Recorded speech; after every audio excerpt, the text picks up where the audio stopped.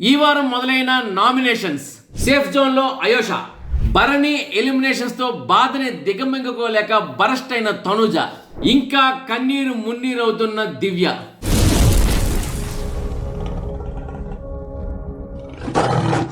Hi, hello, నమస్తే. ముందుగా మీ అందరికీ దీపావళి శుభాకాంక్షలు తెలియజేస్తూ నేను మీ ఎస్ఎస్ పట్నాయక్. చూస్తూనే ఉండండి పిమ్స్ టీవీ. షేర్ చేయండి, లైక్ చేయండి, సబ్స్క్రైబ్ చేయండి, గంట సింబల్ని కొట్టడం మర్చిపోవద్దు. ఇక ఈరోజు దీపావళి పండుగ, మీ అందరికీ దీపావళి శుభాకాంక్షలు తెలియజేస్తూ దీపావళి రోజు చిటపట్లు మొదలైపోయాయండి హౌస్లోని. ఇక నామినేషన్స్ కూడా మొదలైపోయి పూర్తి అయిపోయి కూడాను. ఈ రోజు నామినేషన్ లిస్టులో కళ్యాణ్, దివ్య, రమ్య, తనూజ, రీతు, రామ్, సాయి అండ్ సంజన 8 మంది ఉన్నారు. మొత్తానికి ఇప్పటి వరకు 6, 7 ఇలా ఉండేవారు. ఏకంగా ఈసారి 8 మంది నామినేషన్స్లోకి రావడం జరిగింది. అంటే మొత్తం 15 మంది సభ్యుల్లో 8 మందికి నామినేషన్లు ఉన్నారు. అంటే సగం కన్నా ఎక్కువ ఉన్నారు. మరి ఈ నామినేషన్ లిస్టులో బోనీ కొట్టారు కొత్తగా వచ్చిన వైల్డ్ కార్డ్ ఎంట్రీ వాళ్ళైన రమ్య అండ్ సాయి, శ్రీనివాస్ సాయి. వీళ్ళిద్దరు కూడా బోనీ కొట్టారు. అయితే అయోష కూడా ఈ నామినేషన్ లిస్టులో ఉంది. అయోష నామినేషన్తో మొత్తం 9 మంది నామినేషన్ లిస్టులో ఉన్నారు. అయితే ఇంట్లోని గౌరవ్ అండ్ మన సుమన్ శెట్టి గారు ఇద్దరు కూడాను కెప్టెన్స్గా ఉండడం వల్ల కెప్టెన్కి ఒక ఛాన్స్ ఉంటుంది. ఎవరినైనా డైరెక్ట్గా నామినేట్ చేయొచ్చు, ఎవరినైనా నామినేషన్లో తప్పించవచ్చు. ఈ పవర్ ఉంటుంది. ఈసారి గౌరవ్కి నామినేషన్లోండి ఎవరినైనా తప్పించే రైట్ నీకు ఉంది. ఈ అధికారం నీకు బిగ్ బాస్ ఇచ్చారని తెలియజేయడంతో 9 మంది నామినేషన్స్ లిస్టులో ఉన్న వాళ్ళని అయోషని తను సేవ్ చేయడం జరిగింది. మొత్తానికి ఐష ఏంటంటే వాళ్ళతో పాటు వచ్చిన ఫైర్ బ్రాండ్ అమ్మాయి, వైల్డ్ కార్డ్ ఎంట్రీ అమ్మాయిని అయోషని నామినేషన్ తప్పించారు. మరి ఆ ఛాన్స్ సుమన్కి మరి వచ్చిందా లేకపోతే వచ్చినా కూడా వదులుకున్నాడో తెలియదు. కానీ సుమన్ గారికి ఆ ఛాన్స్ వచ్చుంటే బాగుండు. ఎందుకంటే సుమన్ గారికి వచ్చుంటే ఒరిజినల్ గ్యాంగ్స్టర్స్ అయిన పాత వాళ్ళ దగ్గర నుండి నామినేషన్ నుండి ఒకరు తప్పించుండేవాడేమో సుమను. మొత్తానికి ఏదైనప్పటికీ ఇది నామినేషన్ లిస్ట్ ఎలాగుంది. నామినేషన్ లిస్ట్ నుండి తప్పించుకున్న అయేష కూడా చాలా హ్యాపీగా ఫీల్ అవుతుంది. ఇక భరణి గారు రీసెంట్గా వెళ్ళిపోవడం జరిగింది. భరణి గారు వెళ్ళిపోవడంతో ఇక భరణి గారు, రాము ఇద్దరు కూడాను ఫైనల్గా చివరి ఎలిమినేషన్లో పోటాపోటీగా నువ్వా నేనా అన్నట్టు నిల్చున్నారు. అయితే ఇందులో భరణి గారికి వెళ్ళిపోతారు అక్కడి వరకు వచ్చారు అని తెలిసిన దగ్గర ఇంకా తనూజ ఫేస్లోని ఏడుపు ఆగలేదండి. నిజంగా ఇన్నాళ్ళుగా తనూజ ఏడ్చిన ఏడుపులోని కొంచెం చిరాకు వెకటదనం పుట్టేది. కానీ ఈరోజు అంటే నిన్న భరణి గారు వెళ్ళిపోతున్నారు అని తెలుస్తున్న ఇంకా కన్ఫర్మేషన్ అవ్వలేదు, అక్కడ మొదలైందండి ఆమె మొహంలో. నాగార్జున గారు తెలుసుకొని ఆమెను యాక్టివిటీ రూమ్కి రా అని చెప్పేసి పిలిచి ఆమె ఆ రూమ్లో కూర్చోబెట్టి ఏంటి తనూజ నీ తాలూకు సమస్య అని అడిగితే తను బరస్ట్ అయిందండి. నిజంగా తన ఎఫెక్షన్ అనేది అంటే ఒక నాన్న కూతురు ఎఫెక్షన్ అనే విషయాన్ని ఆమె తెలియపరిచే విధానం ఉంది.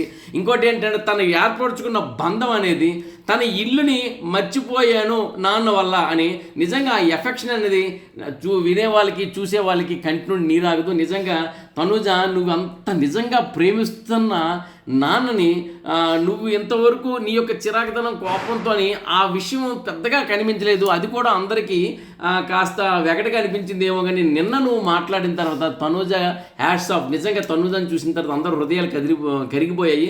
నిజంగా తనూజ చెప్తుంది, నేను మాట్లాడాలనున్నా సరే 10 మంది ఏమనుకుంటున్నారో నువ్వు మాట్లాడలేకపోతున్నాను, ఆయనతో కలవాలనున్నా కలవలేకపోతున్నాను అని చెప్పే విషయాన్ని మాత్రం కంటి నుండి మాకెవ్వరికి నీ రాగలేదు. నిజంగా తనూజ నువ్వు గెలాలి, నువ్వు నెంబర్ 1 స్థానంలో ఉండాలని ఈరోజు నేను హృదయపూర్వకంగా కోరుకుంటున్నాం మా పిమ్స్ టీవీ తరపున.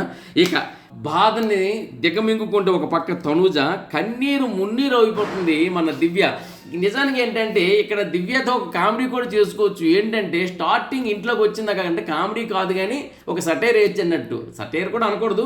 ఇంటికి వచ్చిన వెంటనే ఏమందంటే నెంబర్ 1 స్థానం భరణి గారిది అని నెంబర్ 1 స్థానంలో కూర్చోబెట్టి నాకు పోటీ భరణి గారే అంది, నా టార్గెట్ భరణి గారు అంది. నిజంగా దివ్య వచ్చిన తర్వాత ఆ టార్గెట్ భరణి గారు అయిపోయారు, భరణి గారు వెళ్ళిపోయారండి అని అనుకోవచ్చు. కానీ ఆయన వెళ్ళిపోయిన తర్వాత ఈమె టార్గెట్గా అంటే టార్గెట్లో భాగంగా పంపించింది అని నేను చెప్పట్లే. కానీ నలుగురు ఆ విధంగా అనుకుంటున్నారు సరదాగా, అంతే, సీరియస్గా కాదు. కానీ భరణి గారు వెళ్ళిపోయిన తర్వాత మాత్రం వెళ్ళిపోతున్నారు అని తెలిసిన మరుక్షణం నుండి ఆమె ఏడుపు ఆగలేకపోతుంది. వెళ్ళిపోయిన తర్వాత కూడా ఒక రోజంతా కన్నీరు మున్నీరుగా ఉంది.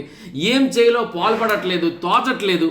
ఇక వాళ్ళిద్దరి మధ్య ఎఫెక్షన్ చూసిన తర్వాత నిజానికి ఈ ఎఫెక్షన్కే కదా తన ఓటమును కూడా అంగీకరించి అలా వెళ్ళిపోయారు. తన గెలుపును కూడా చూసుకోలేకపోయారు. అక్కర్లేదు అనుకున్నాడు బర్నీ. ఎందుకు తెలుసా, నిజమైన ప్రేమ ఒక ఇద్దరు అమ్మాయిల దగ్గర నుండి తండ్రి ప్రేమ అన్న ప్రేమ దక్కించుకున్నాక ఆ వ్యక్తికి ఇంక గెలుపుతో ఇంకేముంది, నేను వాళ్ళ ప్రేమను గెలుచుకున్నారు అనే ఆనందంతో బర్నీ గారు వెళ్ళిపోయారు.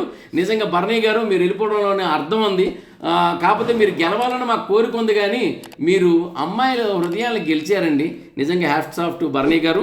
అండ్ తర్వాత ఇంకా మిగతా విషయానికి వస్తే ఈ వారం దీపావళి ప్రారంభమైంది. దీపావళిలో 15 మంది ఉన్నారు. ఈ 15 మంది కూడాను రూమ్లో ఎలా ఉన్నారంటే, ఇక సంజనా గారి విషయం చెప్తే ఆవిడ కాకర పువ్వొత్తండి. ఏంటంటే ఆ సంజనా గారు కాకర పువ్వొత్తు ఏంటంటే, కాకర పువ్వొత్తు లేని దీపావళి అనేది లేదు. 2 చేతులతో చిన్నపిల్లలైనా కాకర పువ్వొత్తులు తిప్పాల్సిందే. సో ఇక్కడ హౌస్లో కాకర పువ్వొత్తు ఎవరు అంటే, అది స్పాస్ట్ రావాలన్నా సరే, సాఫ్ట్గా రావాలన్నా సరే అది ఒక సంజనా వల్ల అవుతుంది. కాకర పువ్వొత్తు లేని దీపావళి ఎంత ఇది ఉంటుందో, సంజనా లేని హౌస్ కూడా అలాగే ఉంటుంది, మనం ఊహించగలం. తర్వాత ఇమాన్యుల్ విషయానికి వస్తే, ఇమాన్యుల్ ఒక విష్ణు చక్రం. మన బిగ్ బాస్ అనే ఒక విష్ణువు పవర్ హస్త్ర అనే ఒక చక్రాన్ని ఇచ్చారండి. ఆ చక్రం పట్టుకుని తిప్పుతున్నాడండి ఇమాన్యుల్. ఆ చక్రాన్ని మరి చేతులతోనే పెట్టుకుని తిప్పొచ్చు, బయటకు కూడా విడిచిపెట్టక్కర్లే. అలాంటి విష్ణు చక్రం, అంత పవర్ ఉన్న విష్ణు చక్రంలో దూసుకుపోతున్నాడు, తిరిగేస్తున్నాడు మన ఇమాన్యుల్. ఇక తనూజ విషయానికి వస్తే, తనూజ ఒక వెన్నముద్ద. నిజంగా ఇట్టే కరిగిపోద్దండి వెన్నముద్ద.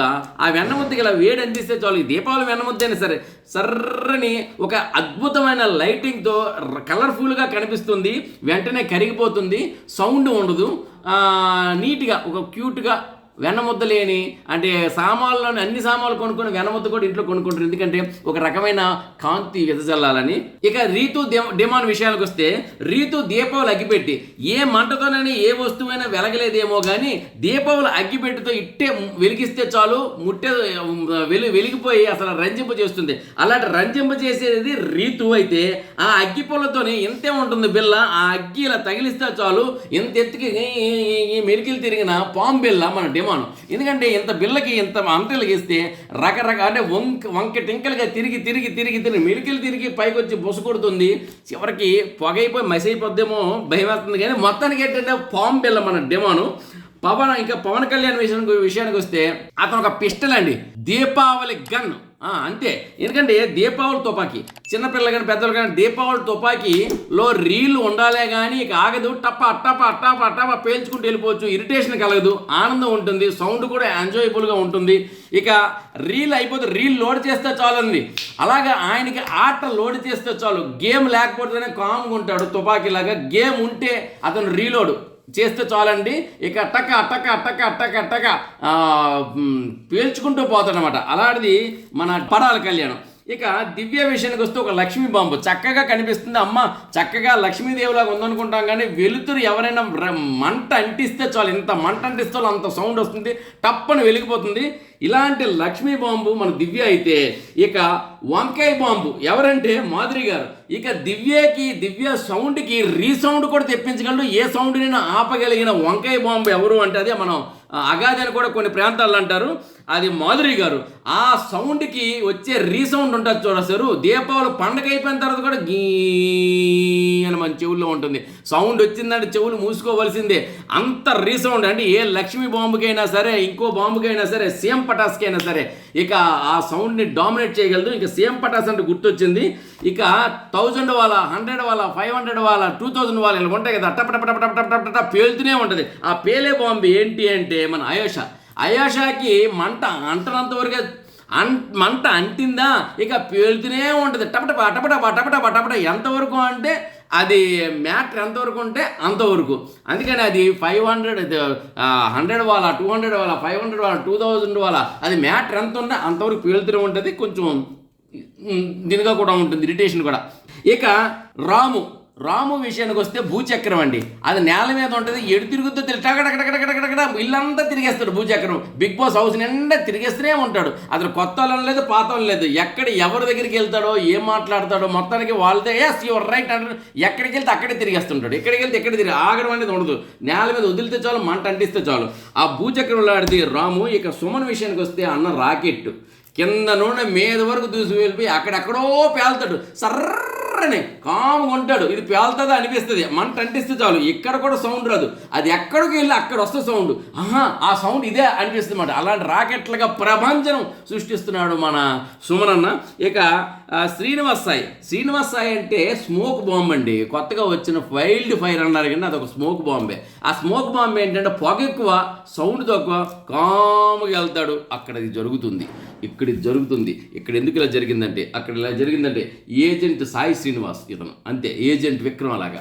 మొత్తానికి ఏంటంటే ఇతను ఒక డిటెక్టివ్ నారదుడే.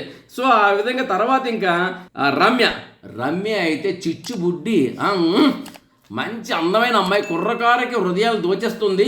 కట్ చేస్తే ఏంటంటే అందంగా ఉంటుంది, చిచ్చుబుడ్డి చక్కగా కలర్ఫుల్గా విదజల్లుతుంది. నిజంగా ఏంటంటే ఎంత చక్కగా ఉంటుందంటో అంత చక్కగా చుచ్చుబుడ్డి వెలగినంత వరకు వెలిగిందా, చుచ్చుబుడ్డి అందంగా ఉంటుంది, లోపల నుండి వచ్చిన ఫైరు అందంగా ఉంటుంది. ఇక మిగిలింది గౌరవ్ నిఖిల్ నాయర్. ఇక గౌరవ్ నిఖిల్ నాయర్ విషయానికి వస్తే వీళ్ళు బొమ్మల బాంబులండి. కింద చూసారా, పాము ఒకటి ఉంటుంది, కప్ప ఒకటి ఉంటుంది, రకరకాలు ఉంటాయి. వాటి తోకకి ఇలా మంట అంటిస్తారు, ఎటెళ్తే తెలియదు, సర్ర వెళ్ళిపోతే లోపల లుంగిల్లో కూడా వచ్చేస్తుంటాయి కూడా అనేవి. సో ఆ విధంగా ఏంటంటే అది బొమ్మల బాంబులు మాట. గౌరవాన్ని నిఖిల్ తెలుగు భాష పెద్దగా రాదు, మొత్తానికి ఏంటంటే ఏదో ప్రయత్నం చేస్తారు, అంటుకుందా ఎటు వెళ్తుందో తెలియదు, ఎందుకంటే దానికి రూట్ పలానా అంటూ ఉండదు, ఎటైతే అటు వెళ్ళిపోతుంటుంది అనమాట. ఈ విధంగా ఏంటంటే ఈ 16 మంది కూడాను దీపావళి, ఈ 16 మందితోని జరుగుతున్న దీపావళి మరి బిగ్ బాస్ హౌస్లో కన్నుల పండుగగా ఉంటుంది. ఈరోజు రాత్రి ఎపిసోడ్ మనం చూద్దాము. నామినేషన్స్ లిస్ట్ నాకు చెప్పాను, ఆ నామినేషన్ ఎవరు నామినేషన్ చేశారో అనే విషయం కూడా మన దగ్గర ఉంది. రాత్రి మీరు ఎపిసోడ్ చూడండి, ఆ తర్వాత మనం మాట్లాడుకుందాం. ఎందుకంటే ఇప్పుడే నేను చెప్పిస్తే మీకు ఆ పెప్ప పోద్ది.